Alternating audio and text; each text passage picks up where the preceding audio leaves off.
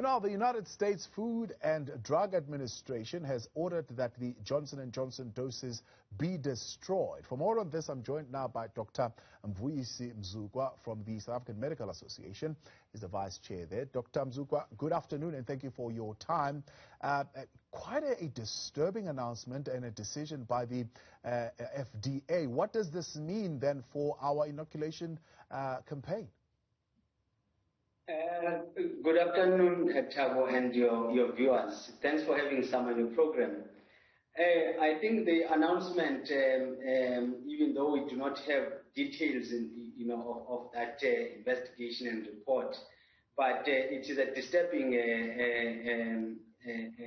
announcement in terms of what is going to happen, the impact it has worldwide, including our country, South Africa. Because you know that there's been hope that when those vaccines have been released or those doses have been released, then it will help obviously speed up the vaccination program. But now that we have this announcement, it means all that will have negative impact on us. But at the same time, we welcome it because safety is a major issue with medicines in the country. So if there is a safety problem or a safety issue that has been identified by the regulatory authorities, I think we need to respect that and also really welcome it with both hands. Now, South Africa has been awaiting this particular decision on the Johnson & Johnson vaccine because it is one where we've got information on because we conducted a study. So we relied a lot on this. Does this mean it's time for us to go back to the drawing board? Must we now conduct another study on another vaccine?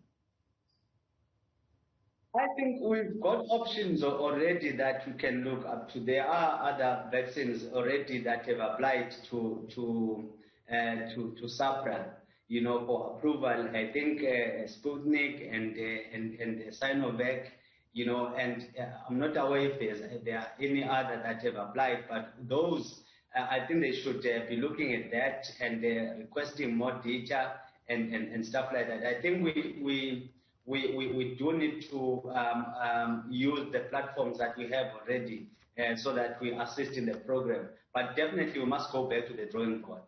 Now, as far as the other vaccines, of course, are concerned, they require 2 doses as opposed to the Johnson & Johnson one, which would have been, I suppose, ideal for South Africa with just 1 dose. So where is government coming short on the other vaccines?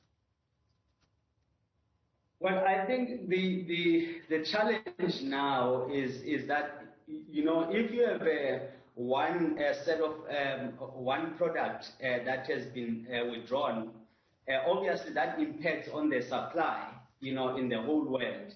And it means also that, those countries or those manufacturers that are manufacturing vaccines will be under pressure because of the added demand. So it's not only South Africa, it's all over the world. People will be looking for other options because there are other countries who have been relying on Johnson & Johnson. So this thing is going to require a lot of planning, a lot of negotiations, and also finances, because once you have 2 doses, it means that even the staffing for people who are doing those vaccinations, there needs to be a plan in place. Now, what are the implications of this on those patients who've already received the Johnson & Johnson jab? Well, I think we may need some assurance, or not necessarily assurance alone, but also we may need some explanation. SAPRA and all these other regulatory bodies will need to come on board and tell South Africans, including myself, by the way, that what happens to those who have received Johnson & Johnson, especially the healthcare workers, what are the implications? I cannot stand here and claim to be an expert and pronounce on that matter at the moment. So I do think that we have got that authority from SAPRA. They can do that for us. Now, there's been talk around us producing our own vaccine so that we can at least contribute, and this will speed up the process.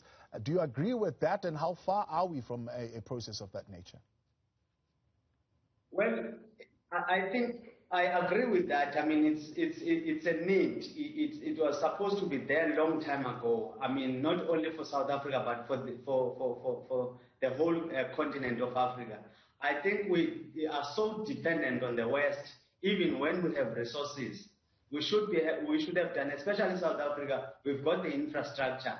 The problem, as you know, about this country is that we have got people who make announcements in their rallies, make announcements because of whatever intentions, but those pronouncements are never materialized. We've got good policies, as you know, everywhere, but when it comes to implementation, it's always a problem in South Africa. Dr. Mzukwa, I appreciate your time, and thank you very much for joining us. Dr. Mvuyisi Mzukwa, who is the Vice Chair for the South African Medical Association, and responding to this latest coming from the FDA, ordering the destruction of the Johnson & Johnson vaccines. This